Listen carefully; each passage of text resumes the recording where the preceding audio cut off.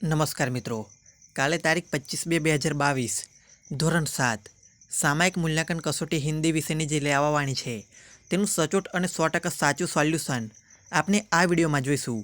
આ પ્રશ્નપત્ર એકદમ સાચું છે અને તેના જવાબો પણ સાચા છે। સૌ પ્રથમ છે પ્રશ્ન 1।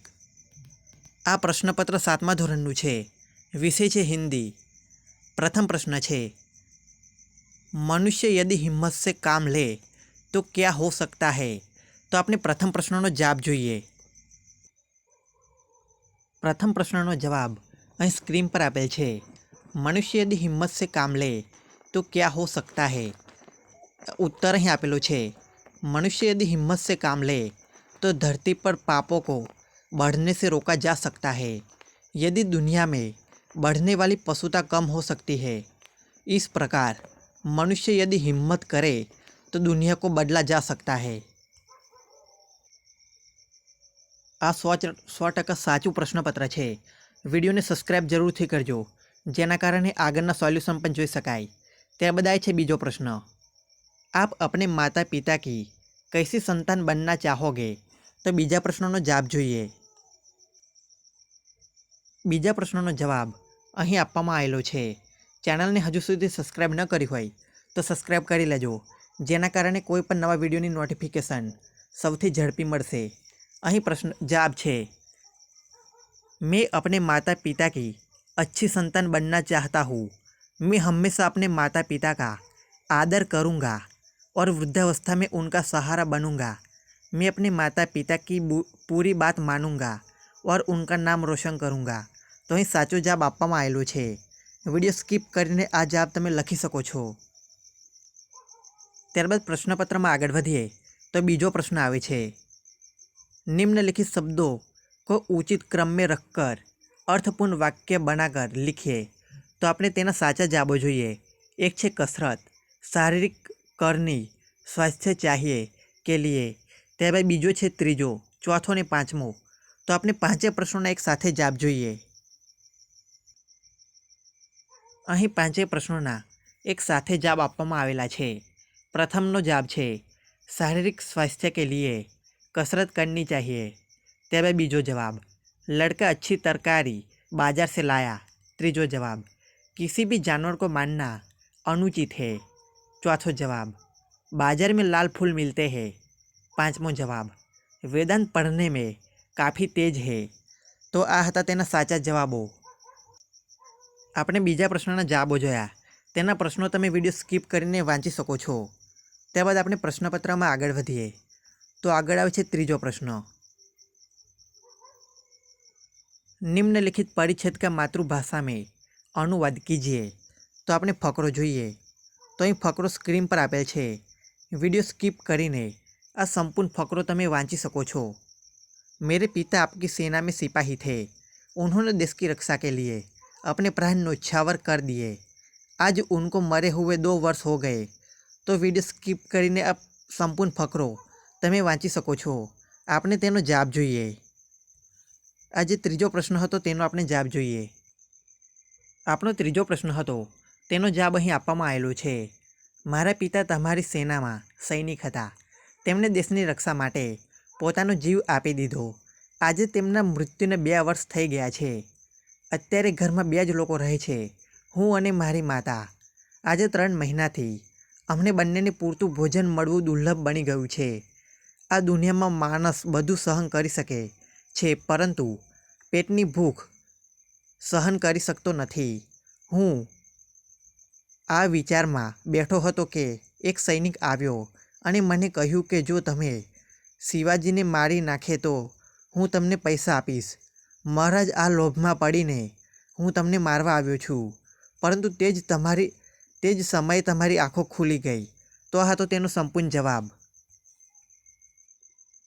વિડીયો સ્કીપ કરીને આ જે હિન્દીમાં ફકરો છે તે પણ તમે વાંચી શકો છો। ત્યારબાદ આપણે પ્રશ્નપત્રમાં આગળ વધીએ તો આગળ આવે છે પ્રશ્ન નંબર 4। चौथो प्रश्न है, 8-10 वाक्य जोड़कर अधूरी कहानी पूरी कीजिए।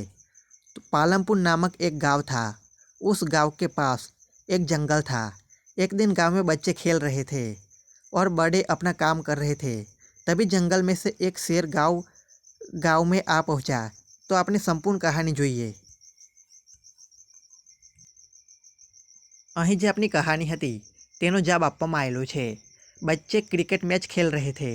शेर को समझ में नहीं आ रहा था कि यह गेंद इस तरफ से उस तरफ कैसे जा रही है, लेकिन उसे यह खेल देखने में बड़ा मज़ा आ रहा था। उसने सोचा, मैं भी जंगल में जाकर मेरे बच्चे के साथ यह खेल खेलूँगा। शेर का पेट भरा हुआ था, इसलिए उसने शिकार के बारे में कुछ नहीं सोचा, बस वो खेल देखने में तल्लीन था।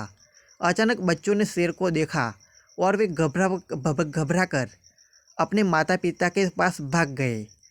तो आ रीते संपूर्ण कहानी लखी सको छो। त्यारबाद आए छे प्रश्न नंबर 5। तो आपनो 5मो प्रश्न है, आप अपने मित्र को बीमारी में सावधानी का महत्व समझाते हुए पत्र लिखिए। तो 5मो प्रश्न पत्र लेखननो है, तेनुं आपने सोल्यूशन जोईए। आपणो जे 5मो प्रश्न हतो तेनो जवाब अहीं आपेलो छे।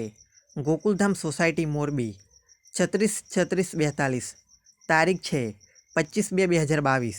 मोहन, यह जानकर बहुत अफसोस हुआ कि तुम पिछले 5 दिन से बीमार हो।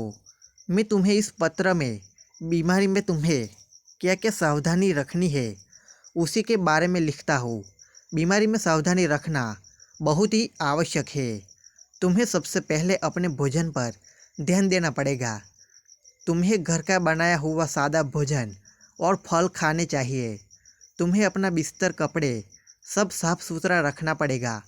साथ ही तुम्हारी इस्तेमाल की गई चीज़ें कोई इस्तेमाल ना करे उसका भी तुम्हें ध्यान रखना पड़ेगा।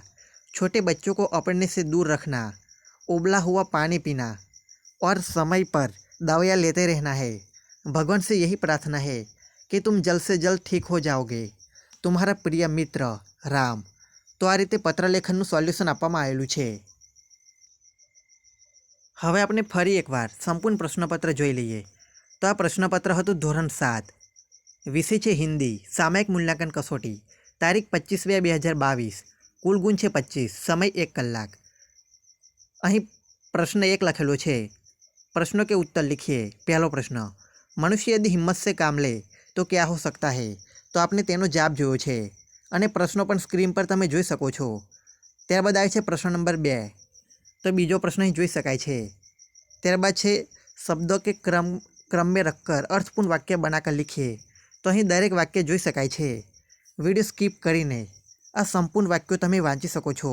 આપણે આ વાક્યોના પણ જવાબો જોયા છે। હવે જોઈએ પ્રશ્ન નંબર 3। तो આપણો ત્રીજો પ્રશ્ન હતો, निम्नलिखित परिच्छेद का मातृभाषा में अनुवाद कीजिए। तो ત્રીજો પ્રશ્ન હતો ગુજરાતીમાં अनुवाद કરવાનો। તો જે ફકરો છે તમે સ્ક્રીન પર જોઈ શકો છો। ત્યારબાદ આવે છે પ્રશ્ન નંબર 4। प्रश्न नंबर 4 હતો, 8-10 वाक्य जोड़कर अधूरी कहानी पूर्ण कीजिए। तो અહીં कहानी लेखन હતું તેનો જવાબ પણ આપણે જોયો। ત્યારબાદ 5મો प्रश्न, आप अपने मित्र को बीमारी में सावधानी का महत्व समझाते हुए पत्र लिखिए। तो पत्र लेखन पर आपने जोયું। तो आवा 100% साचा पेपर सोल्यूशन माटे चैनल ने सब्सक्राइब जरूर थी करजो, जेना कारणे आवनारा नवा विडियोनी नोटिफिकेशन मळती रहे।